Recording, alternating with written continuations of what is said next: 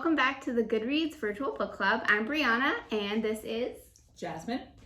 Jasmine works in tech services at the main library in Cesar Chavez.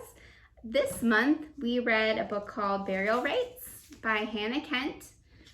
Just a kind of brief synopsis. So Burial Rites is mainly about a woman named Agnes and how she became the last person publicly executed in Iceland, and kind of the whole lead up to how that happened. It's very similar to Alias Grace, if you've read Alias Grace, and the kind of like, did she do this crime? Didn't she do this crime?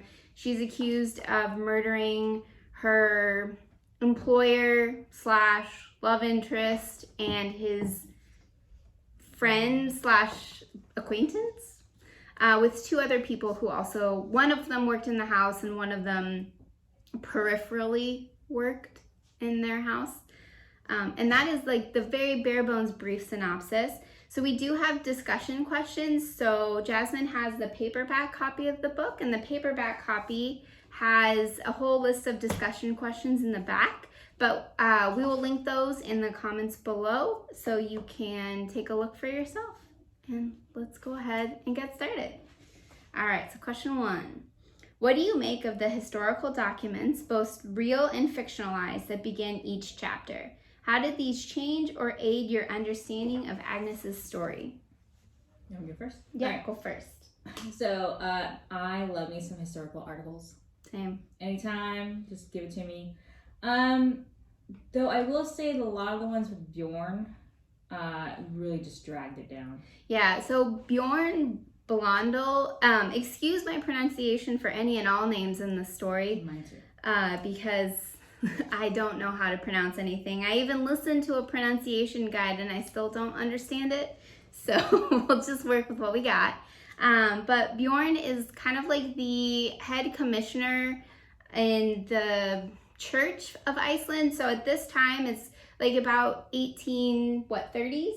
Yeah. Iceland. So in this time, Iceland is a semi-colony of Denmark. So they appeal to Denmark and Danish rule for pretty much all of their big decisions, including what's going to happen to Agnes and Friedrich and Stiga, who are all part of this crime of murdering Nathan, who was the employer slash love interest of Agnes, and his friend Peter. And he's very dry, like he is just very clinical, but he clearly has some type of agenda that he's trying to promote, especially against Agnes. But as they said, each chapter does kind of it starts with a letter. It also has a map, which is handy. Who doesn't love a map? Of kind of all of the different areas that Agnes is going in, because she pretty much travels the whole portion of Iceland, it seems like. Well, it's crazy because she walks all of it. She walks all of it. But they each start usually with either a public notice or a letter between people, which some are true to life and some are a little bit more fictionalized just for story dramatization. But one of the first letters starts with basically Agnes is being kept in this certain place, and she's requesting to have her religious council be changed to Reverend Tóti, because she remembers him from before. And so she's kind of coming back into an area kind of basically in a valley where she was born and started. So she's kind of coming full circle back around. I liked the letters in the beginning. I do think that you're right, especially about Bjorn's, because his are very dry and clinical. They're not all like that, but I think that just kind of speaks to his character in general and who he is, whereas Tóti is a little bit more impassioned. Also, he has a like weird kind of obsession with Agnes. Oh, yeah, so that really colors his view of her. We'll talk more about it, but I do think they kind of help place you in this specific place and time, because it's a very different and specific place and time, especially when they're under Danish rule and they're doing, all of these different things. They have all of these different rules and regulations, and it kind of helps ground you in this period in time. And I think it's a good device, like a literary device for the author to use, because she can kind of cover huge swaths of time in a short letter without having to describe it completely. Well, it's also all farmland and all church. Yeah, so that's basically nothing that's going on. No. You're not going to church. You're not doing anything else but farming. Yes. So. Which is a full-time gig. Oh, goodness. And it's described in great detail. No, thank you. It's definitely a hard, difficult life, it seems like. So question 2. Agnes often comments on the ways in which she has been silenced or had her story altered by the authorities. Why does she have such an anguished relationship with speaking out? What do you think? She is a woman. No one likes her.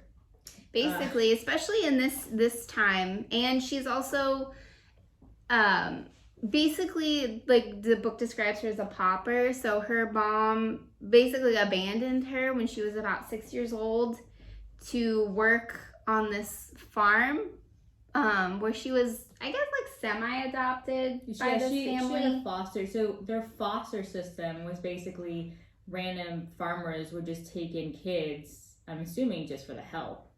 And then if the kids outgrew their use, they would just put them back on the street, dirt road, and for them to find another place to work, whether they found it or not. Yeah, so, like, and especially during certain seasons, so, like, say they put you out in the winter, you're probably not going to really find another place to work because they have everybody they need.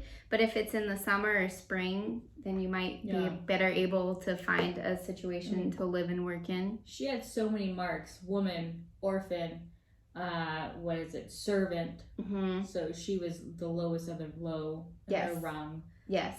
And so, Bjorn was basically, she was a woman scorn.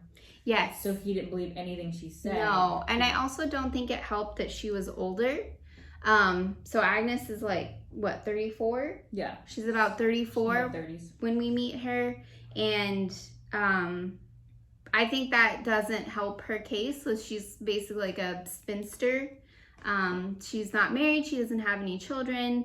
And they basically Bjorn especially describes her as a woman scorned because Siga is young. She's like 18 or something. And basically that she feels scorned by her lover Nathan and Siga, because Siga stole Nathan away from her, and that's why she would commit such a crime.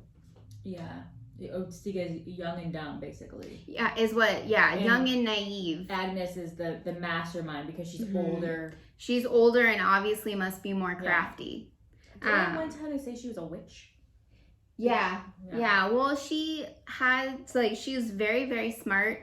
And it's interesting because they keep all these records in this church. So, like, even Tóti, when he comes to see Agnes, can kind of look at all of her back history through these records in the church, and they described her as being very well read. So she knows how to read, she knows how to write, which is pretty unusual, not only for a woman in this time, but like a person of her quote-unquote lower lower financial status, is most don't.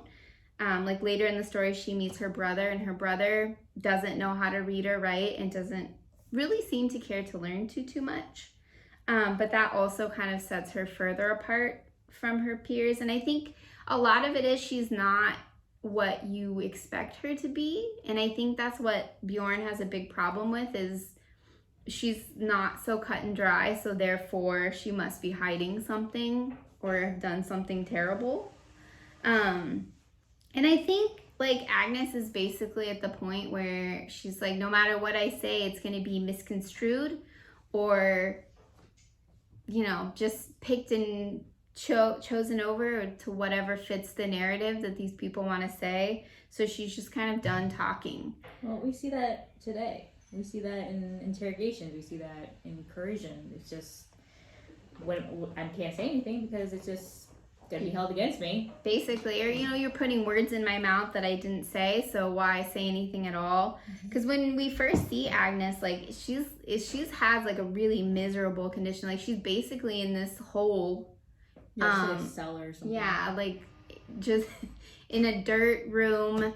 chained to the ground. So her clothes are caked with dirt and mud and bugs and human excrement and just waste. Yeah, just really, really, really, really low. It's real bad. It's really bad.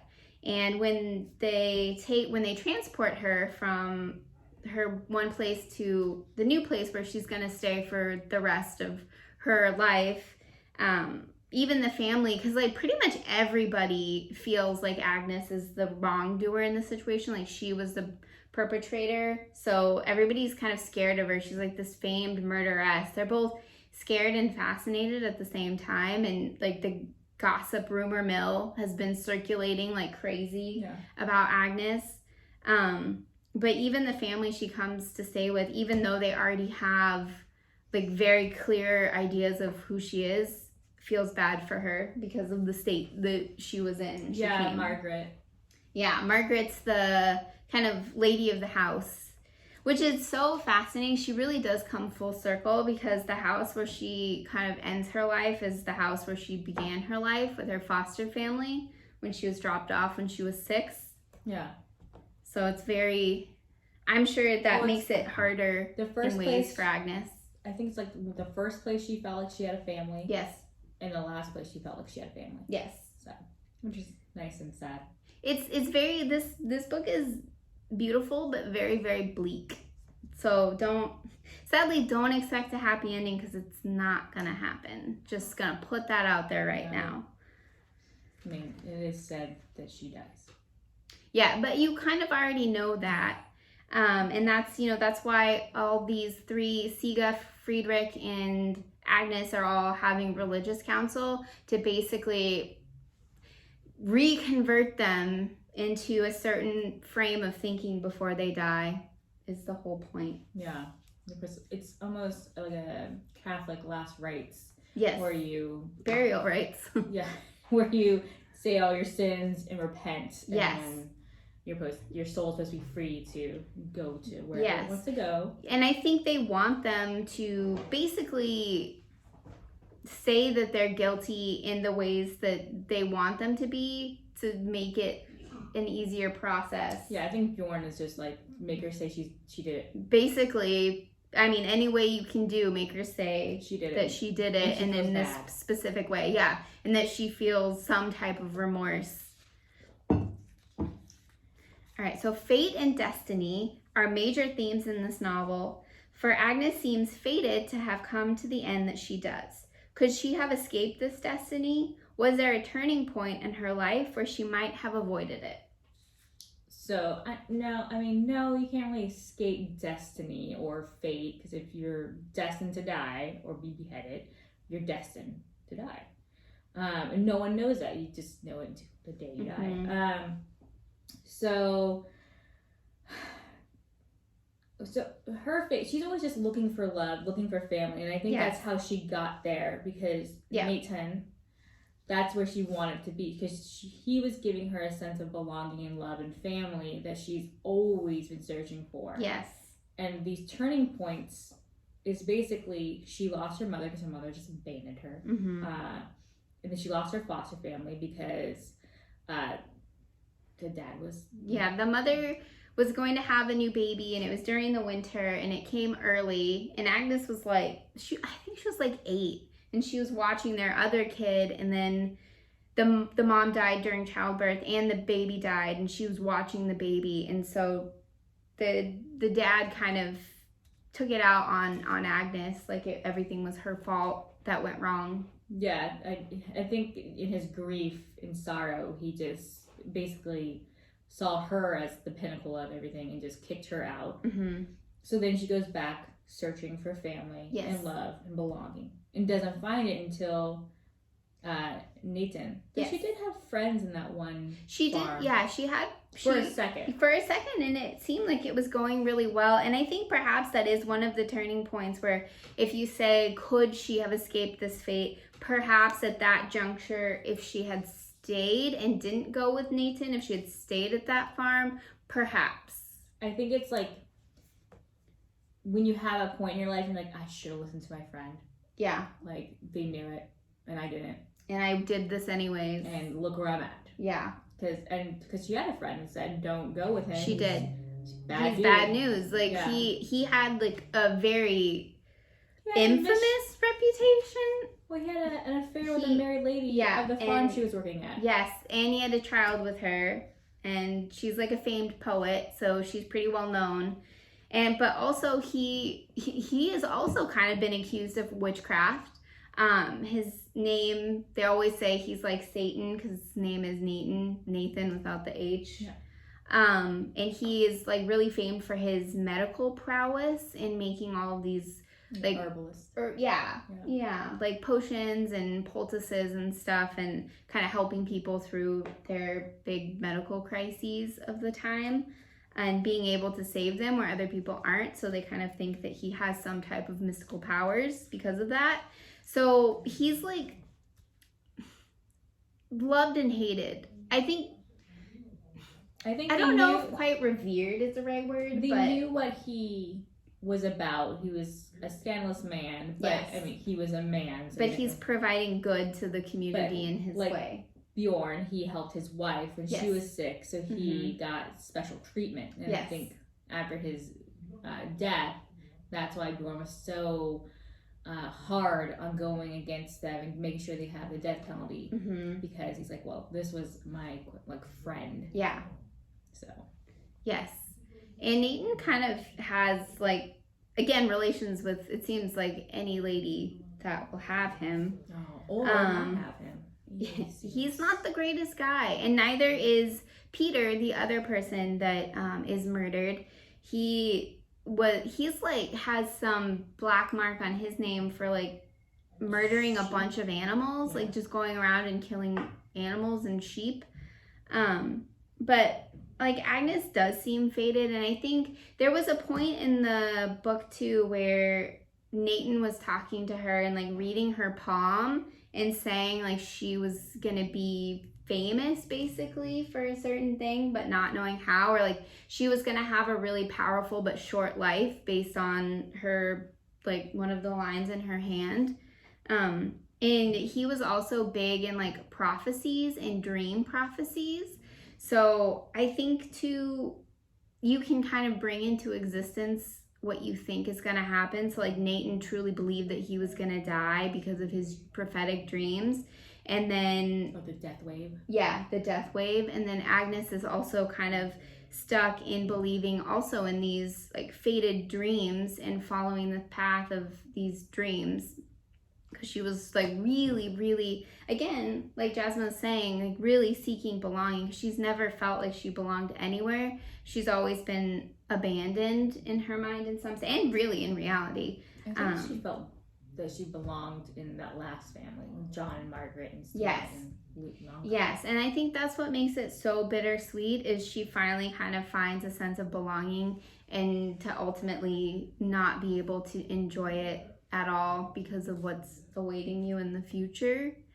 But I think that the biggest turning point where perhaps she could have not had the faith that she has is if she had stayed at the farm. Yeah. Where everything was going pretty well. I couldn't even pronounce that farm name if I even tried. It's all of these names are really difficult. So I'm sure none of the pronunciations that I've used so far are correct, but we are trying. Gistigard? Yes. Yeah. And she was really happy there. She had made friends. A guy wanted to marry her? A guy wanted to marry her. But I also think that, in a way, Agnes, too, feels like she is almost destined for a grander fate, something great. She feels, in a sense, almost better than some of the people that she's with, or she wants something more. Yeah. And she wants a very specific vision of family and love, and she wanted to have her own household. Yes, and she's not getting it, and so she's kind of trying to force it to happen in any way possible. Let's see. Are Stina, Lauga, and Margaret changed by Agnes's time with them? Has her fate changed theirs in any way? So we should say, so Margaret is the lady of the house where she goes to stay to talk with Tóti and kind of get her last rites type of deal. which the family is also paid for having her stay there, which is one of the reasons they agreed to it, because Margaret is basically dying of, I don't know if it's like TB or... It sounds like consumption. Like yeah. whatever is going out in her.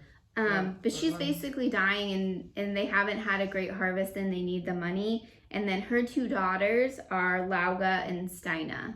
And Steina is pretty much immediately an Agnes fan, because she remembers her from childhood as being really, they met on the road, and which is like, she has a lot of meetings with people on the road.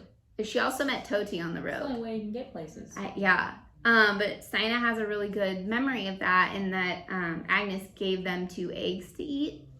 And Lauga is like totally against it, just hates Agnes, thinks she's the devil. Well, she sees her as going to lower their standings in marriage prospects. Yes, because she already has Steina, who Steina kind of isn't as graceful or like as put together, say, as her younger sister is, and Lauga sees Steina as a like liability.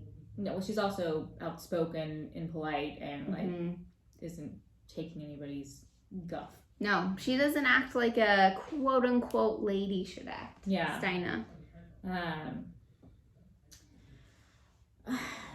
I put yes, no, maybe. I put all the answers. Yeah, I mean, I think that they are changed. I mean, Steina, again, started as an Agnes fan, and she remained an Agnes fan, and I think she sees in Agnes kind of herself, and sees this ability to not be what society thinks you should be type of deal, and that's what Steina wants. Margaret definitely changes. I think she looks at Agnes more as like a daughter towards the end. Yeah, or like a friend. Yeah. But it's like a very motherly type of role. She warms to her. Yes, but also she can be completely honest with Agnes. So Agnes is basically the only one who's willing to confront the fact that Margaret's dying. Nobody else in the family is able to do that. And I think that Margaret finds a lot of relief and comfort in the fact that she doesn't have to put on a front in front of Agnes like she does in front of everybody else. And I think Lauga, too, eventually changes because, at the very end, spoilers all over the place here, Lauga cries when Agnes leaves. So I think everybody is changed. But is their fate changed? I don't think their fate is changed. No. Because, I mean, once this happens, they're still going to go back to what they were doing before. Like, it's still the 1830s. They're not going to change. Women are still going to be where they're at. Steina's still gonna have to go marry some dude. Probably. I don't think their fate is changed, but I think like their perception has changed, shall we say. I feel like they understand that even though they heard she's a murderess, they didn't get the whole story. And I think they understand now to not just was the cliche saying, but judge a book by its cover. Yeah. Or what you've heard. You really get the true story. Yes. I think that's kind of where they grew. Yeah. But I should also note that Agnes is an unreliable narrator. She says a lot of things and thinks a lot of other things, and you kind of have to read between the lines as to what you think actually happened and what didn't happen. Because she kind of is a woman scorned, like a little bit. Not saying that she committed the murder, but not saying he didn't deserve it. Not saying he didn't deserve it, but she's not like as innocent as she puts on a front for the Reverend Tóti, because basically Tóti is letting her take the lead, so he's kind of ignoring all of what Bjorn wants and letting Agnes tell her own story. And I mean, they're in this bedstofa, which is their house, and it's basically one room, like technically 2, but it's a curtain, so they can hear everything that Agnes is saying, and they're actively listening because everybody, why wouldn't you, wants to know what really happened, because nobody quite knows what really happened, and Agnes is kind of saying everything that was going on up until that point. But I mean, she's not the most reliable narrator, so some of it's true, but who knows if all of it's true. I mean, it's that whole, who is the most reliable narrator of your own life? It's your truth. Yeah. Is different than your truth. And my truth is different than his truth. And so, what's her truth? Yes. So death is a major theme in this novel, but it's also about life and living. When Agnes faces the day of her execution, all she wants to do is live despite the harrowing nature of the life she has endured. Why do you think that is? Who wants to die? Nobody. Yeah. Like, I also wouldn't want to die the way she died. I'd be like, I want to live. So that's one of my biggest things. And I feel the biggest thing too is she's lived a life unlived. Yeah. So she wants to actually live a life. The way she wants to. Yeah. Because she's basically, I mean, just kind of hopped from place to place purely for survival. Yeah. Like, she's never actually lived. She's only lived to bare minimum survive. She's held money once. Yeah. Like her whole life. Mm-hmm. She's only worked for people. Yeah. She doesn't own anything that's hers. Yeah. I don't even think she knows if her last name's really hers. No, I think that's another big point too. And more so why Agnes is so much searching for family and love is she doesn't really even know who her own father is. Like, she thinks it's one person on her birth certificate, but rumor has it that it's really not. But again, the only person who could say for sure is her mother, and she won't say. Yeah. Yeah, that's just a whole mess. It is a whole mess. But I mean, it is about life and living and kind of being able to live the best you can in the situation that you have. Because I think both Agnes and Margaret are both dying. Like, Agnes is going to die at a specific date and a specific time and a specific location. And Margaret is slowly dying of this disease. But they also want to try and live and take everything in that they can while they have it. Yeah, which is what everyone should do. Yes. I think probably by that time she had, I don't want to say taken for granted life. Yeah. But she was very ballsy. Yeah, she was, especially given the time. Yeah, so it was like, lady, I mean, I love it. Yeah. I love a fierce lady, but you need to maybe calm it down because you're going to get yourself in trouble. Yeah, and she did. Yeah, and she did. And I think that's why some people thought, like, she was also practicing witchcraft because she was just, like, didn't care about what people think at all. She was living life the way she wanted to live it. And no one was happy about it. No. Especially not Bjorn. Bjorn wasn't happy about it. Nathan wasn't happy about it. Nobody was happy about it. Like, there are a lot of scenes, too, when she's on Nathan's farm I mean, it's all kind of farms. Yeah, it's a farm. He didn't run anything, but he has this farm. Sheep. Yeah, they ran it. Yeah, they ran it. They had sheep and seals. I mean, they weren't farming seals, but they were. No, but Agnes and Siga ran this farm. But even so Nathan was promising her all of this stuff, right, to come to this farm and wooing her and basically love bombing her. Mm-hmm. And she gets there and she's not even the head housekeeper that he promised her. It's the 17-year-old Siga. Yeah, then he's gaslighting her. Basically, yeah, and he's like, no, I never promised that. I didn't do that. Yeah, she's 15, I think. She's really young. She's a baby. And she didn't really know. I mean, obviously, she is very young, and she doesn't have half the knowledge that Agnes has, or the work ethic either. Agnes is a really hard worker. So everything, basically this whole fantasy fairy tale life that she had thought she was gonna have crumbles. And she tries to salvage it. Yeah, she really tries. She really tries. But it's also winter, so she can't leave. And then Nathan does kick her out. But they're there into the snow. She was there for a few years, right? Yeah. I mean, at some time you'd want to go just leave. But I mean, no, she really wanted it to work out. I mean, you can't really. You have to go get another farm, but it's still. And where Nathan lives is very remote too. Well, he wouldn't let her go to the church. He wouldn't let her go. Nowhere. He was super possessive for someone who did not want her, according to him. Yes, but did very much so. Called gaslighting. All right. So what did you make of District Commissioner Bjorn Blondel's decision to lodge Agnes with District Officer John Johnson and his family? What do you believe happened at Storborg, that's their farm, that caused Blondel to move Agnes to Cornsa?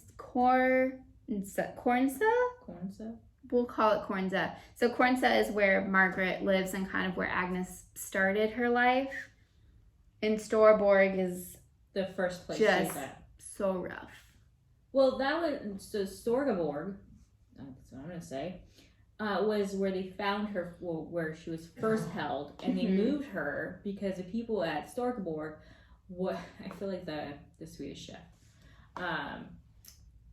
was where the people were seen as higher than the Johnson family. So yes. He was worried that she was going to kill them in the middle of the night. And just like, well, I don't want that to happen to this family, but this family, that's fine. It's okay. They're not high up in this church hierarchy. Yeah. So if they should perish, it's okay. Yeah, it's all right. We'll find new people. Mm-hmm. There's always people put into a farm. Yeah, it seemed weird that no one, it didn't sound like anyone owned the farms they were working at, because the first family that she had there had just moved in. Yeah. And then other what? Are these all just tenement farms? I guess. Possible. Certainly. All owned by the Danish crown. Probably. That sounds about right. So But it is also interesting. So these people at Storborg, they've got more money, more power, but her situation is terrible. It's beyond terrible. Yeah. It's not. It's so inhumane. It's ridiculous. And then she goes to Cornsa with the lesser powerful family with less money, and it's more she's treated more like a family member, like a human. Yeah, like a human. That's she's given food, which she didn't have before. Clothes, baths, bedding. Yeah. And Agnes likes to work, which I'm sure also it's taking her mind off the inevitable that she knows is going to happen. But at first she doesn't have a date. So it's kind of in this purgatory in between state. Yeah. She doesn't know when it's going to happen, just it's going to happen. So the working kind of helps put her, take her mind off of it. Margaret said, if you're going to be here, you're going to work. Yeah. We need help.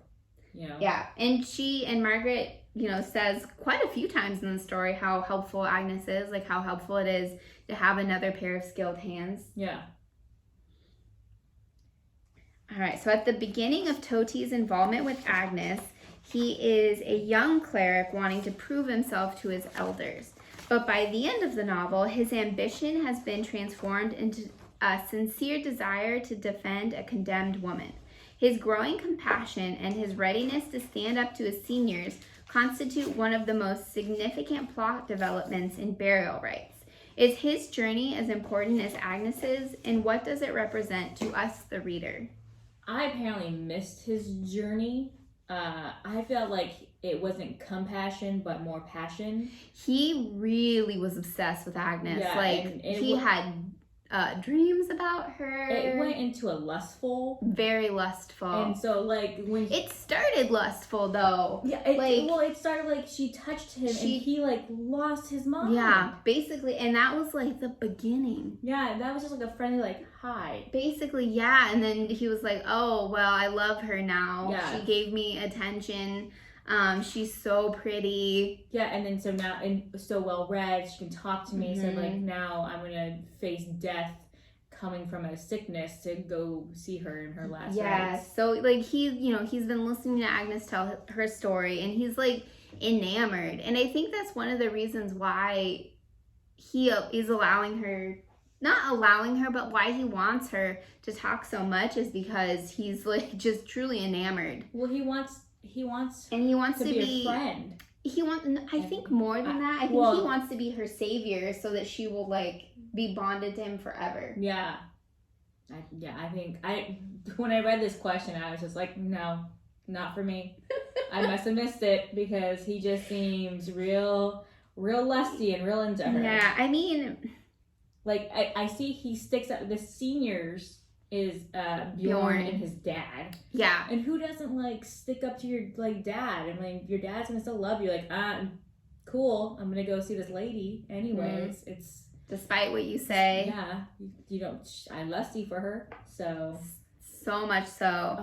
And I agree. I don't really think necessarily. I mean, he is very compassionate for Agnes, but again, it's more passion, not necessarily compassion. Like he really wants to save her so that she will love him, and they will have some type of love match. Yeah. But I don't know if he had a journey, but it was very different. Like he was listening to Agnes's story, kind of getting her to open up, which was it was really good. And then he has a really bad sickness where he doesn't come for a really long time. And Agnes ends up telling like the most pivotal part of her story to Margaret, who she really grows to trust and care for, and not Tóti. And I think that speaks a lot to this kind of disparity in different viewpoints of what their relationship is. Because I think Agnes like kind of remembered Tóti as being nice, but also like she could kind of manipulate him a little bit. Yeah, she told a lot of what he wanted to hear and shaped like how he saw her. Yes.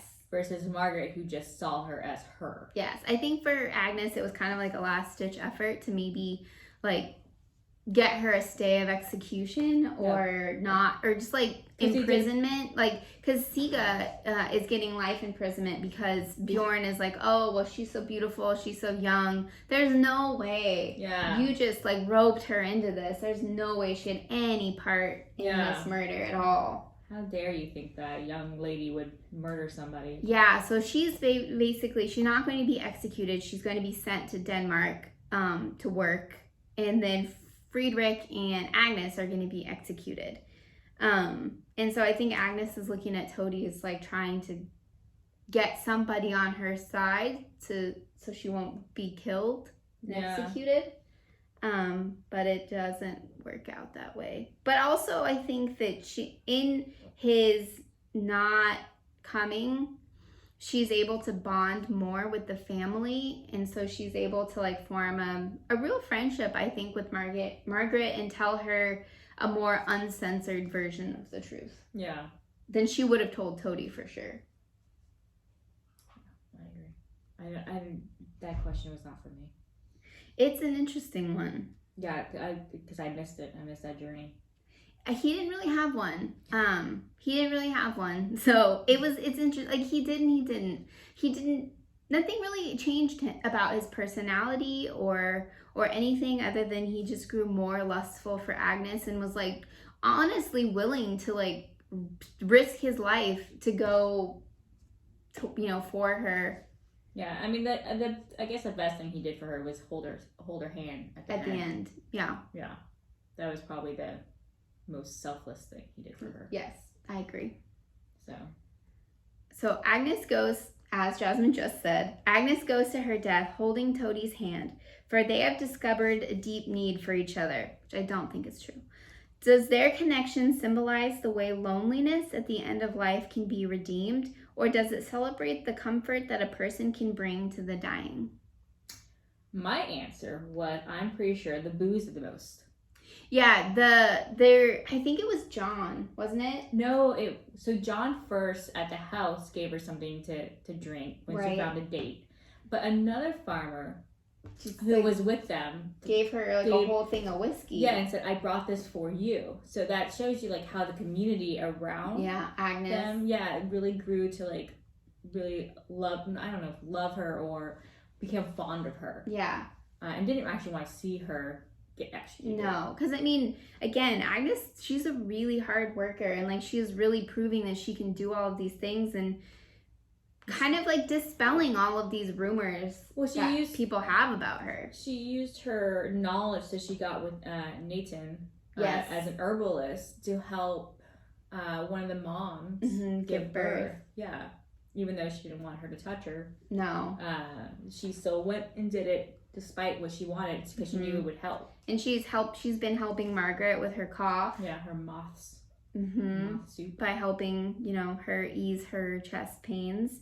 And so she's kind of found this little like niche in this community and has been like an aid to them. Yeah. And so they're kind of aiding her on her way out. And yeah, this farmer gives her like an entire bottle of whiskey and she just like downs it. Like, yeah, this will help. And so she's pretty tipsy. And I mean, Tóti does hold her hand and he is trying to comfort her. I don't think that Agnes has a need for Tóti. He's like, her need for him is past. Like, he didn't do what she had wanted him to do, but he has a need for her. I think the biggest symbolism of connection was that community came with her. Yeah. Versus Tóti. Like, I don't really care for Tóti. Totes can goat. But that the community came, John even came, he was sad. And that was more important in showing that, you know, what is it, the connection of loneliness at the end of life. Mm-hmm. So, but having that community shows you that you're not alone when you die. Yeah, and she definitely wasn't. She had people who cared for her in different facets and different types, including Tóti. He does care for her. Maybe too much, but he does care for her. All right, final question. Hannah Kent calls her novel a dark love letter to Iceland. What does she mean by this? Did you read the novel in this way? I did not. Tell me. I didn't come into reading it as a love letter. It's grim. It's bleak. It's really bleak. It's so beautifully written. It is. I mean, this is a debut novel, and it does not read like a debut. Yeah. It's really beautifully written. It's really gripping. Like, nothing good happens, but I couldn't put it down. Oh, yeah, there are so many triggering moments for me, but I'm still like, I'll go through it. I'll deal with this. And then the description of the land, I'm like, Iceland. I don't want to be there in the 1800s, but maybe now because you sound gorgeous. Yeah, like, it's I mean, all of the natural depictions of Iceland are gorgeous, but it's a hard life, especially that the Johnson family where she stays, like, they're not wealthy by any means.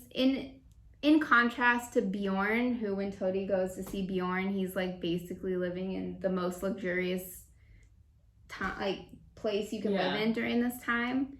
And where Agnes is, it's like they have it's hard. Yeah, how the farmers live. So, like, one thing that kind of blew my mind, tangent, is just like the animal skins for the window, like window panes.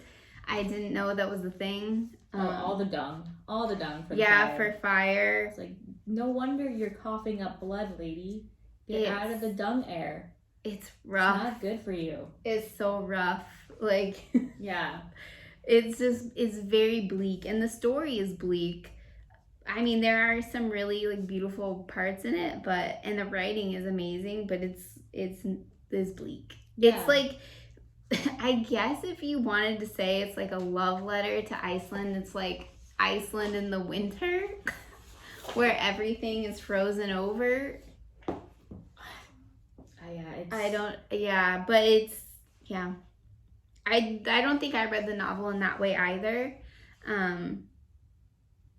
But I mean, it's bleak, but it does speak to the strength of the people in Iceland, especially during this time. Yeah, it's just so well written that you see and you feel the bleakness, but it doesn't bog your soul. No. And you do definitely you want to keep reading even though you already know what's going to happen. But there is a glimmer of hope. There is a glimmer of hope. Like, you read the beginning, you kind of think like maybe she's going to get herself Plot out twist. of this. Yeah, because you really, like, you grow attached to Agnes. Yeah. Whether she committed this crime, didn't commit this crime, Friedrich did everything, we don't know. But you really want her to, like, get a second chance.